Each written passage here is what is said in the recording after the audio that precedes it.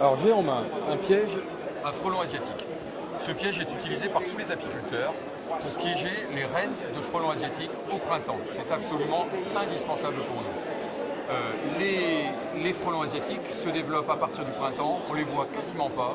Et arrivé en fin de saison, mi-septembre, ils se ruent en masse sur nos colonies, sur nos ruches, parce qu'ils nettoient tout leur territoire des insectes, pollinisateurs ou pas. Et après, quand il n'y a plus d'insectes, ils se ruent sur nos ruches pour empêcher à la fois nos abeilles de sortir, en les capturant à leur retour de vol quand elles sont bien fatiguées. Il n'y a qu'un seul piège, c'est celui-là? Non, pas du tout. On peut en fabriquer soi-même. Il y a des apiculteurs très ingénieux qui en fabriquent à leur sauce. On peut fabriquer également avec une bouteille en plastique dont on coupe le boulot, le retour. C'est pas compliqué du tout. L'essentiel, c'est de proposer quelque chose aux frelons asiatiques qui va les attirer. Donc un mélange au fond de ce piège, un mélange de bière et de sirop odorant, sirop de grenadine, sirop de cassis, sirop de fraise, etc. Très sucré. Sucré, qui va attirer les femelles fondatrices.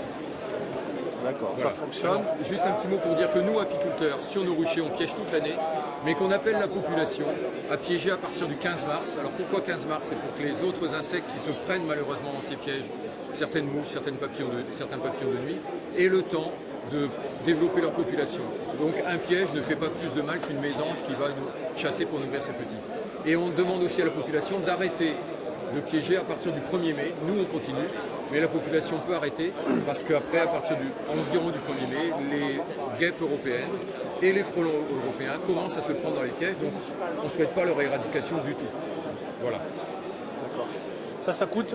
Alors ça coûte quelques euros. Ça coûte entre 4 et 6 euros. C'est pas grand-chose, ça dure longtemps. On le suspend comme ça. Alors on ouvre avant, bien sûr, pour y mettre l'appât. Ensuite, on ferme. On le suspend, on essaie différents endroits. Parfois ça marche à un endroit, un mètre plus loin ça ne marche pas. Donc on essaie différents endroits. Et puis on vide régulièrement le piège des frelons asiatiques. Par où entre le frelon là? Alors le frelon asiatique est attiré par l'odeur, il rentre par en dessous, il se colle ensuite pour ressortir sur les parois vitrées. Voilà, il rentre par en dessous, il se colle sur les parois vitrées, il ne peut plus sortir, il s'épuise et tombe dans le liquide et puis finit par mourir. Voilà. Alors donc, il faut faire très attention aussi quand on le vide. C'est bien de le vider à la fourchette, de poser les frelons au sol, de les écraser parce que parfois ils sortent de leur torpeur pour repartir. Dès le mois de mars? Dès le mois de mars, voilà. Dès le 15 mars, c'est vraiment indispensable. Alors la mairie de Trélissac nous aide en ce moment en faisant une opération de piégeage, de distribution de pièges à la population.